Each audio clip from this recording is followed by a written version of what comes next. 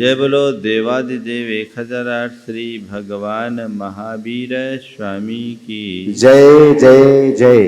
अहिंसा परमो धर्म की जय जय जय। परम पूज आचार्य गुरुवर श्री विद्यासागर जी महाराज की जय जय जय। पूज मुनिवर श्री प्रमाण सागर जी महाराज की। हमारे जीवन के विकास में बहुत सारी बाधाएं आती, दोष और दुर्बलता हमारे जीवन की प्रगति को अवरुद्ध करती है, और न केवल प्रगति अवरुद्ध करती है अपितु हमारे जीवन की समरसता को भी खंडित करती है। आज जीवन की एक बड़ी दुर्बलता जिसे ईर्ष्या के नाम से जाना जाता है, उसका प्रसंग है। ईर्ष्या एक ऐसा मनोविकार है जो हमारे जीवन के आंतरिक ऐश्वर्य को लील जाता है। हमारे दुर्बलताएं तो अनेक हैं, पर इनमें दो दुर्बलता ज़्यादा प्रमुख दिखती है, वह है क्रोध और दूसरा है ईर्ष्या। पुरुषों में क्रोध की अधिकता दिखती है तो महिलाओं में ईर्ष्या का बाहुल्य दिखता है। ये दोनों दुर्बलताएं हैं। क्रोध से हमारे संबंध बिगड़ते हैं तो ईर्ष्या हमारे पूरे स्वभाव का ही विनाश कर देती है।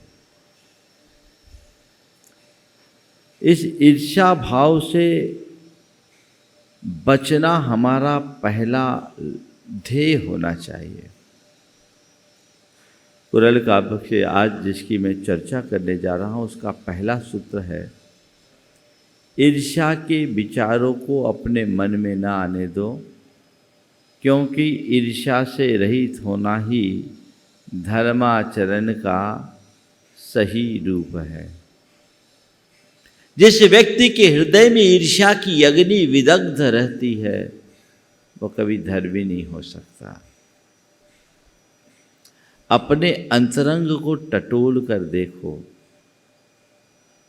मैं कितना धर्म करता हूँ, कितना त्याग तप करता हूँ, कितना व्रत उपवास करता हूँ, कितना दान पुण्य करता हूँ, कितना पूजा पाठ सत्संग करता हूँ। ये एक तरफ मेरे हृदय में किसी के प्रति ईर्ष्या का भाव तो नहीं। यदि ऐसा कुछ है तो समझना मेरा सारा धर्म ऊपरी है, भीतर से उसका कोई संबंध नहीं। ऊपर के धर्म का हमारे जीवन में कोई लाभ नहीं जब तक कि अंदर विशुद्धि न हो। किसी भी व्यक्ति से बात जब ईर्ष्या की कहूँ तो वो बोलता तो है कि ईर्ष्या अच्छी चीज नहीं है, पर हमें ये देखना और जानना है कि मेरे हृदय में ईर्ष्या तो नहीं पल रही। आज 4 संदर्भ में मैं आपसे ईर्ष्या की बात करूंगा। ईर्ष्या का लक्षण, ईर्ष्या का कारण, ईर्ष्या का परिणाम और ईर्ष्या का निवारण।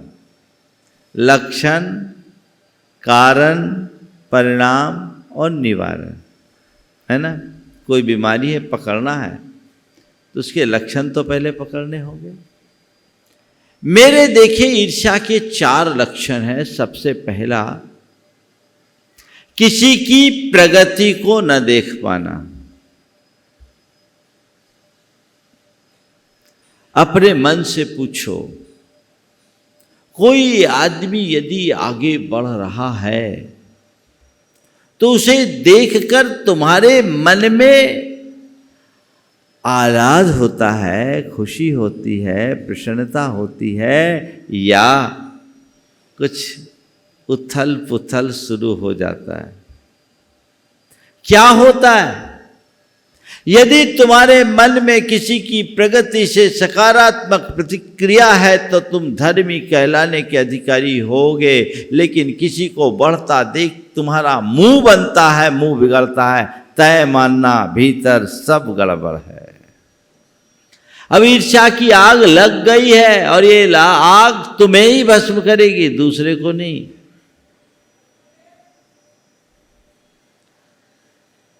ईर्ष्या की आग जहां लगेगी उसे ही जलाएगी, भले तुम दूसरों के लिए ईर्ष्या कर रहे हो।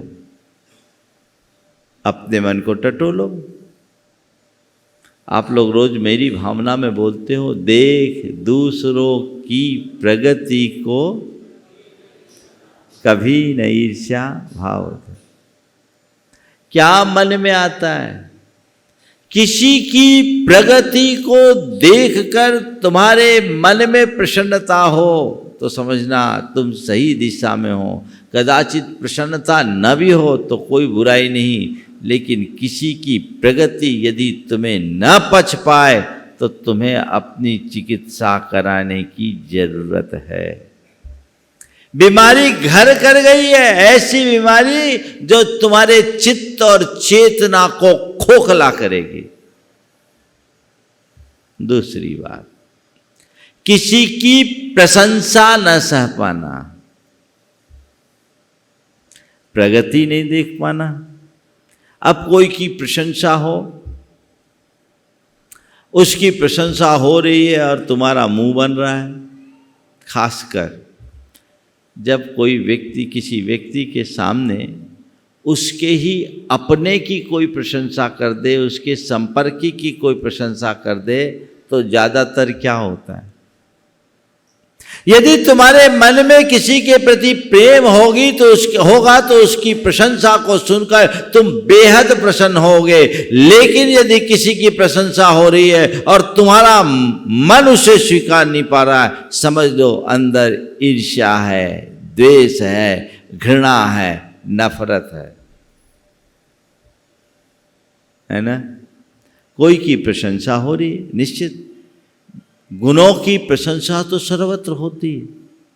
किसी में अच्छाई होगी तो लोग उसकी प्रशंसा करेंगे। अब किसी की कोई प्रशंसा कर रहा है तो तुम्हारे अंदर ये आग क्यों लग रही है? अपने मन को टटोल कर देखना, दूसरे को मत देखना। और इसकी शुरुआत कहाँ से करना? घर परिवार से करना।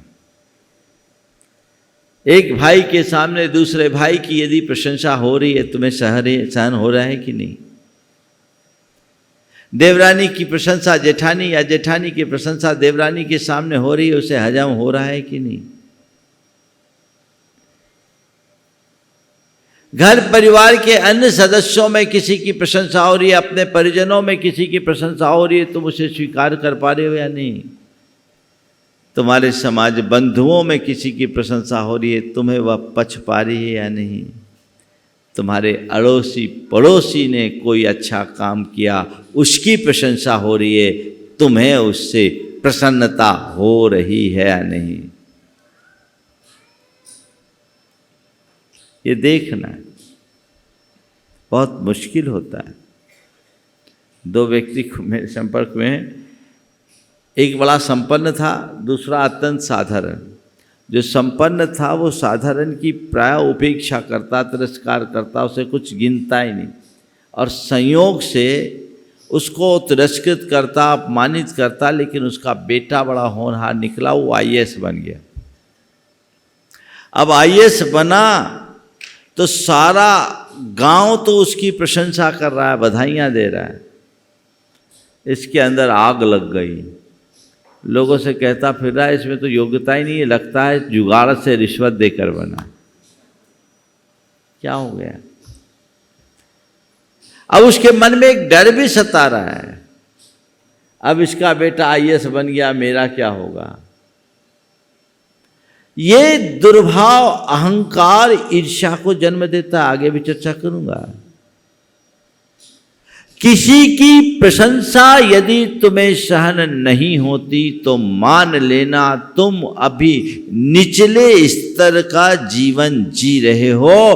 तुम्हें तुम्हारी सोच को बदलना जरूरी है। आप कहोगे महाराज झूठी प्रशंसा हो तो भी सुन ले क्या? अरे भाई तुम थोड़ी कर रहे हो, जो कर रहा है सो कर रहा है, सही कर रहा है तो गलत कर रहा है तो तुम है क्या दिक्कत। हाँ, तुमसे कोई राय ले, पूछे और ऐसा लगे कि व्यक्ति की वास्तविकता यथार्थ में कुछ है और उसे प्रस्तुत कुछ और किया जा रहा है, इसे अगर नहीं संभाला जाए तो परिणाम अच्छा नहीं निकलेगा, तो उसे सही बात बताना अलग बात है। लेकिन अंदर जलन कुड़न होना अच्छे लक्षण नहीं। तीसरी बात, अपनी अयोग्यता और अपात्रता की अनदेखी कर सामने वाले पर पक्षपात का आरोप लगाना। हर व्यक्ति की योग्यता अलग अलग होती है और योग्यता के अनुरूप उसे अवसर मिलता है, सत्कार होता है, चाहे घर परिवार हो या समाज।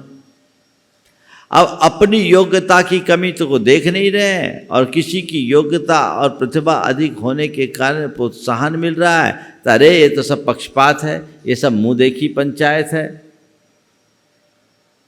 अरे और घर परिवार की बात तो छोड़ो दो, साधु संतों को भी लपेट लेते हैं। महाराज लोग भी बड़े बड़े को देखते हैं। अरे तो बड़े बड़े को देखते, तू बड़े जैसा काम तो कर। 1000 भिखारी बड़ा या एक सेठ? एक सेठ हजारों भिखारी को सेठ बना सकता है, पर 1000 भिखारी मिलकर एक सेठ नहीं बन सकता। अगर किसी के अंदर योग्यता है, उसकी प्रतिभा है, उसका योगदान है, तो उसे अवसर मिलना ही चाहिए और मिलता ही है। तुम क्यों परेशान हो रहे हो? तुम अपनी योग्यता को तो बढ़ाओ। लेकिन ईर्ष्यालु व्यक्ति इस बात को स्वीकार नहीं कर पाता। एक बार एक व्यक्ति झरने के पास कटोरा लेकर गया, कटोरा बढ़ाया, कटोरा भर गया। तभी देखा एक पनिहारी ने एक मटका लेकर आई, मटका रखी, मटका भर गया। थोड़ी देर बाद एक पन भरवा आया, वो पूरा भार रखा तो भार भर गया। अब क्या इसके मन में आग लग गई कि ये झरना कैसा पक्षपाती है। पन भरवे को पूरा भार, पनिहारिन को पूरा मटका और मुझे बस एक कटोरा, मेरे लिए बस एक कटोरा। अब बताओ ऐसे लोगों के लिए झरना क्या कहे। भाई झरना तो अब भी बह रहा है, वह सब लुटा रहा है, तुम अपना पात्र तो बड़ा करो। ईर्ष्यालु अपनी पात्रता और योग्यता के विकास के लिए प्रयत्न नहीं करता, दूसरों पर पक्षपाती होने का आरोप जरूर मढ़ता है। और चौथा लक्षण है व्यर्थ ही जलना कुढ़ना। कुछ लोगों की आदत ही होती, कुछ हो बस अपने आप जलन कुढ़न का स्वभाव बन जाता है। एक अम्मा दिनों दिन दुबली होते जा रही थी, जांच कराए कोई बीमारी न निकले।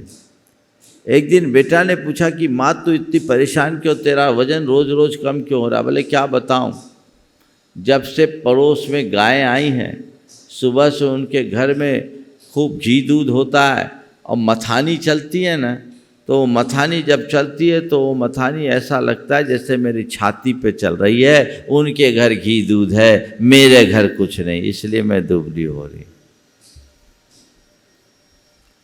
मथानी कहीं चल रही है और छलनी किसी और का हृदय हो रहा है। ये सब ईर्ष्या के लक्षण हैं। मैं मान के चलूं, इनमें से आप लोगों के अंदर एक भी नहीं है, मान लो, बोलो तो क्या करूं, क्या मानूं? चारों है, बोलो, थोड़ा जम से तो बोलो, डर क्यों रहे हो? चारों है, अब क्या करना है? महाराज जो लक्षण है रहने दो, हम तो ऐसे ही जिएंगे। नहीं, इसे हटाना है, मिटाना है, तो पहले इसके कारण में जाओ। 4 कारण है। अहमन्यता, अनुदारता, असहिष्णुता और ओछी मानसिकता। इन 4 कारणों से मनुष्य के हृदय में ईर्ष्या का भाव होता है। अहमन्यता, सबसे बड़ा दुर्गुण यदि मनुष्य का कोई है तो अहमन्यता है। जो हूं सो मैं ही हूं, मैं बड़ा, सब कुछ मैं। ये आम आदमी की बात जाने दो, साधु को भी नहीं छोड़ती। और उस अपने इस अहंकार की पुष्टि में अपनी आत्मा के हित को वो स्वाहा कर डालता है। उसे पता नहीं चलता कि ऐसा करके वह अपना कितना बड़ा नुकसान कर रहा है। ये अहमन्यता एक बहुत बड़ी दुर्बलता है। अपने अंदर देखो क्या लगता है, जो कुछ हूं सो मैं हूं, मैं ही सब कुछ हूं। यदि ये होगा ना तो बाजू में जो कोई दूसरा बढ़ता दिखेगा तुम उसको बर्दाश्त कर ही नहीं पाओगे। उसे अपने रास्ते से हटाने के लिए कुछ भी करोगे, उसको डाउन करने के लिए तरह तरह के तिकड़म लगाओगे। किसी न किसी प्रकार से येन केन प्रकारेण तुम उसे अपना कांटा मानकर हटाने की कोशिश करोगे। तो ये अहमन्यता, समझ गए ना? मेरे भीतर है तो नहीं। यदि ये पनप रही है तो ईर्ष्या पनपते रहेगी, उससे बचा नहीं जा सकता।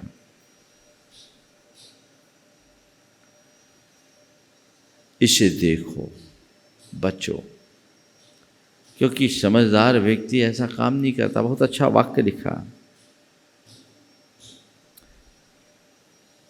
जो मनुष्य धन या धर्म की परवाह नहीं करता वही अपने पड़ोसी की समृद्धि पर डाह करता है।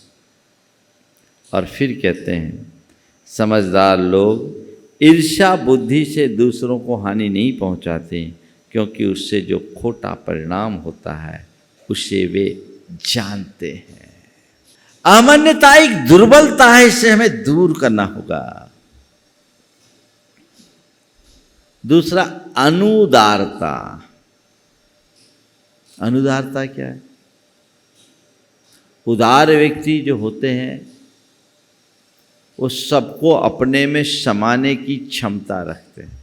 उनका हृदय आकाश की भांति विशाल होता है। और अनुदार जो होते हैं वो बड़े संकीर्ण मनोवृत्ति के होते हैं। वो अपने में और किसी को स्थान दे ही नहीं सकते, किसी और को प्रोत्साहित कर ही नहीं सकते, किसी और को आगे बढ़ता देख ही नहीं सकते। तो ईर्ष्या भाव का जन्म होता ही रहेगा। तीसरी बात है असहिष्णुता, सहन शक्ति की कमी। असहिष्णु व्यक्ति बात बात में प्रतिक्रियाएं देता है, हर छोटी बड़ी बात में प्रतिक्रियाएं, और उसकी प्रतिक्रियाएं उसके अंदर आग लगाती है। जब चीज़ों से हम प्रभावित होते हैं तो मन में द्वेष जन्मता है, और द्वेष जन्मता है तो ईर्ष्या की आग उत्पन्न होती है। जो व्यक्ति सहनशील होता है, वो उदार होता है, वो क्षमा करने की सामर्थ्य अपने भीतर विकसित करता है, तो उसके मन में न किसी के प्रति द्वेष होता है और न ही उसके हृदय में किसी से ईर्ष्या हो पाती है। तो असहिष्णुता एक बड़ा कारण है, और ओछी मानसिकता सबकी जड़। छोटी सोच वाले लोग कभी किसी को आगे बढ़ते देखेंगे ही नहीं। देवरानी मायके गई, मायके से उसके भाई ने उसे मोतियों का एक हार दिया, बहुत सुंदर हार। अब देवरानी जब उस मोतियों के हार को पहनकर आई, जेठानी ने देखा तो अंदर से जल गई। पूछा, ये हार कहाँ से आए? बोले मेरे भाई ने दिया। अब जेठानी क्या बोलती है, अरे बहन देख, आजकल मार्केट में बड़ा गड़बड़ काम होता है, ये हार मुझे दिखा, क्योंकि असली मोती बोलकर नकली दे देते हैं, तो मुझे दिखा, मैं अपने दांतों से चबा के देखूंगी, अगर असली होंगे तो बच जाएंगे, नकली होंगे तो टूट जाएंगे। तो उसकी देवरानी भी जान गई। उसने कहा, ठीक कह रही है बहन, लेकिन एक बात समझो, असली मोती की पहचान के लिए दांत भी असली चाहिए, नकली दांत से उसकी पहचान नहीं होगी। असली मोती की पहचान के लिए दांत असली चाहिए। छोटी सोच वाला व्यक्ति, ओछी मानसिकता वाला व्यक्ति एक दूसरे को सुलगाने का काम करता है, बात बात में भड़क जाता है, छोटी छोटी बात को अपनी प्रतिष्ठा का प्रश्न बना लेता है, और वहां इस प्रकार की ईर्ष्या, विद्वेष, घृणा और नफरत की दुर्भावनाएं पनपने लगती है। तो ये 4 कारण हैं। इसका परिणाम क्या है? ईर्ष्या का परिणाम क्या है? विद्वेष, विरोध, वैर और विध्वंस। विद्वेष, विरोध, वैर और विध्वंस। ईर्ष्या हुई तो सबसे पहले मन में द्वेष होता है, उस आदमी के प्रति दुर्भाव आना शुरू हो जाता है, उसे देखकर व्यक्ति सहज नहीं रह पाता। और जब मन में द्वेष होता है तो फिर उसका विरोध करना शुरू करता है। वो किसी भी तरीके से विरोध करेगा, प्रतिवाद करेगा, प्रतिरोध करेगा। कई बार हिंसक प्रतिरोध भी होता है, जिससे ईर्ष्या होगी। अगर कोई मौका आएगा तो व्यक्ति उसका विरोध किए बिना रहेगा नहीं, क्योंकि विद्वेष है तो विरोध है, चाहे वो अच्छी बात हो चाहे बुरी बात। विद्वेष में विरोध होता ही है। जैसे राजनीति में होता है, तो राजनीति में एक पार्टी वाले दूसरे पार्टी वाले का विरोध करेंगे, वही उनका धर्म बना हुआ है। नीति का विरोध करना अलग बात है, लेकिन जब नीति एक तरफ और पार्टी ही विरोध हो जाए तो वो विरोध के लिए विरोध होता है। ऐसे ही जब व्यक्ति के मन में किसी के प्रति ईर्ष्या का भाव होता है तो सामने वाले की बात की कोई अहमियत नहीं, उस व्यक्ति से विद्वेष है तो उसकी बात का विरोध होगा ही होगा।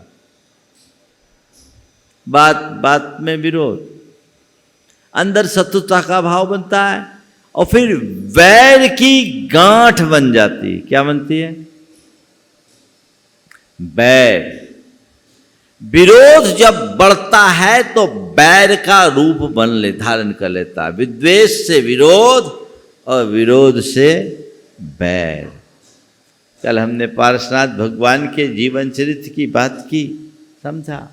देखो बैर का परिणाम क्या होता है। कमठ का एक तरफा बैर 10 भव तक पीछा नहीं छोड़ा। जिसके हृदय में किसी के प्रति बैर भाव बंध जाता है, तो अपना बैर भुनाने के लिए वह व्यक्ति कुछ भी करने के लिए आमादा होता है, फिर कुछ भी कर सकता है। और बैर का परिणाम विध्वंस, सर्वनाश।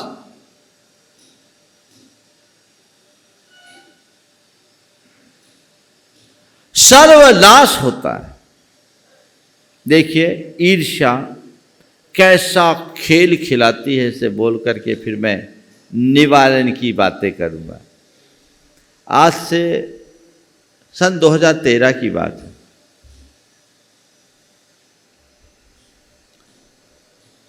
एक घटना प्रकाश में आई। एक भाई ने दूसरे भाई की हत्या करवा दी। आप लोगों ने सुना होगा, जो समाचार अखबारों में आया उसके हिसाब से कह रहा हूं। दो भाई थे, दोनों का समान व्यवसाय था और दोनों के ब्रांड नाम, मैं नाम नहीं ले रहा हूं ब्रांड का, लेकिन दोनों का ब्रांड नाम में केवल पहले अक्षर में अंतर था। समान व्यवसाय, बहुत सारी चीज़ें मुझे सेंसर करनी पड़ती है। मैं नहीं चाहता कि अब 2013 की बात फिर से 22 में ताजी हो, लेकिन अपने ही समाज के दो भाइयों की बात मैं कर रहा हूँ। दोनों का एक समान व्यापार, दोनों का ब्रांड नाम भी लगभग एक, केवल पहले अक्षर का अंतर। पर छोटे भाई का कारोबार बड़े भाई से कुछ ज्यादा चल गया। बड़े भाई का कारोबार भी कम नहीं था, लेकिन छोटे भाई का व्यापार कुछ ज्यादा चला। बड़े भाई को ये बर्दाश्त नहीं हुआ, मन में द्वेष, उसे कई तरीके से नुकसान पहुंचाने का कोशिश किया, विरोध किया, लेकिन जितना विरोध किया उतना वो बढ़ता गया। कहते हैं ना, गुलाब को जितना कुतरो गुलाब उतना खिलता है। इसके अंदर वो विरोध वैर का रूप धारण कर लिया और उस व्यक्ति ने अपने सगे भाई को सुपारी देके मरवा दिया। मंदिर के दर्शन करके बाहर निकल रहा था और उसकी हत्या हो गई। पकड़ा भी गया, सारा सत्यानाश हो गया, क्योंकि विरोध के बाद बैर और बैर के बाद विध्वंस तो होना ही है। ये स्थिति होती है मनुष्य के मन में पनपने वाले ईर्ष्या के विकार के कारण। इसलिए सावधान होइए और ऐसी दुर्बलता से अपने आप को दूर रखिए। थोड़ी सी ईर्ष्या भी भयानक रूप ले सकती है, मनुष्य की बुद्धि को ऐसा विकृत कर देती है कि वो कहीं का नहीं रहता। अब उससे बचने के भी 4 उपाय बाकी 5 मिनट में बता देता हूं। क्या करें? ईर्ष्या से बचने के लिए क्या करें? सकारात्मक सोचे। पहली बात, यदि तुम्हारे अंदर सकारात्मक सोच होगी तो कभी किसी से ईर्ष्या का भाव ही नहीं होगा। चलो मैं नहीं बढ़ पाया, वो तो बढ़े। देखिए, सकारात्मक और नकारात्मक सोच का क्या अंतर होता है।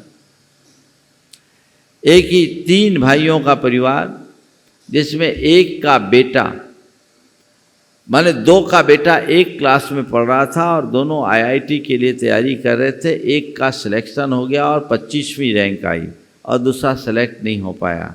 जो उसका बेटा सेलेक्ट नहीं हो पाया वो कहता है, देखो तो वो सिलेक्ट हो गया, मेरा बेटा सिलेक्ट नहीं हुआ, जरूर उसने कुछ गड़बड़ किया होगा। उसके मन में नकारात्मक प्रतिक्रिया। और दूसरा भाई कह रहा है कि चलो हमें इस बात की खुशी है कि हमारे परिवार का एक बेटा तो सिलेक्ट हुआ, उससे प्रेरित होकर के दूसरा बेटा भी आगे बढ़ेगा, इस अटेम्प्ट में नहीं अगले अटेम्प्ट में होगा। ऐसे भी कितने लोग हैं जो एक ही अटेम्प्ट में निकलते हैं। सोच में बदलाव, चीजों को सकारात्मक रूप से देखिए। तुम अगर कोई प्रगति उपलब्धि पा सको अच्छी बात है, पर किसी दूसरे की उपलब्धि होती है उससे हर्षित होगे, जलोगे नहीं, यदि तुम्हारी सोच सकारात्मक होगी। दूसरी बात, अपनी लाइन लंबी करने की कोशिश कीजिए। दूसरों की लाइन को छोटी करने में अपनी शक्ति लगाने की आदत बंद कीजिए। अपनी लाइन लंबी कीजिए, जितना बन सके अपनी लाइन को लंबी करो। तुम्हारे लिए तो पूरा आकाश अनंत आकाश है, बढ़ो ना, तुम दूसरों से क्यों चिढ़ रहे हो? जितनी शक्ति तुम दूसरों के बारे में सोचने में लगाओ, उतनी शक्ति अपनी प्रगति में लगा दो, तो पता नहीं तुम कौन से आसमान तक पहुंच जाओ। तय कीजिए, आज से मैं अपनी लाइन को लंबी करने की ही कोशिश करूंगा, अपनी सारी शक्ति अपनी प्रगति में लगाऊंगा, दूसरों की बातों को कभी काटने की कोशिश नहीं करूंगा। तीसरी बात, औरों की गुणों को ग्रहण करने की दृष्टि जगाइए, गुणग्राही बनिए। दूसरों के गुण ग्रहण को देखोगे तो गुण ग्रहण का भाव रहे नित्य, दृष्टि न दोषों पर जावे। आपकी गुणों पर दृष्टि होगी, गुणानुरागी दृष्टि होगी, आप उसकी प्रशंसा करने के आदि बन जाओगे। आपके मन में ईर्ष्या का भाव नहीं होगा। आप गुणों को देखिए, उसके गुणों की तरफ देखिए। कोई भी गुण है और उसकी किसी में गुण दिखता है तो उसकी प्रशंसा करना शुरू कर दीजिए हृदय से, और किसी गुणी ने आपको सहयोग दिया, धन्यवाद करना शुरू कर दीजिए। आपको कोई कठिनाई नहीं होगी। और ईर्ष्या से बचना है तो उसका एक बड़ा सूत्र है, जो भावना योग के लिए आपका एक बहुत अच्छा कमांड बन सकता है कि यदि आप ईर्ष्या से बचना चाहते हो तो बस मुझे सबसे प्रेम रखना है, सभी मेरे मित्र हैं, मेरा मन पवित्र है। सभी मेरे मित्र हैं, मेरा मन पवित्र है, और इसके लिए क्षमा करने की सामर्थ्य विकसित कीजिए। अगर क्षमा भाव आ गया तो सब मित्र हो जाएंगे। खम्मामि शब्द जीवानाम सब्बे जीवा खमंतु में मित्ति में सब भूदेशु बेरम मध्यम न केनवी। मैं सब जीवों को क्षमा करता हूँ, सब जीव मुझे क्षमा करे। मेरा सबसे मैत्री भाव है, किसी से बैर नहीं। इस भाव को अपने हृदय में चरितार्थ कर लीजिए। आपके मन में ईर्ष्या कभी पनप नहीं सकेगी। ऐसे ईर्ष्या के विकार से सभी मुक्त हों और अपने जीवन का पथ प्रशस्त करें इस भाव से। यहीं पर विराम। बोलिए परम पूज्य आचार्य गुरुवर श्री विद्यासागर जी महाराज।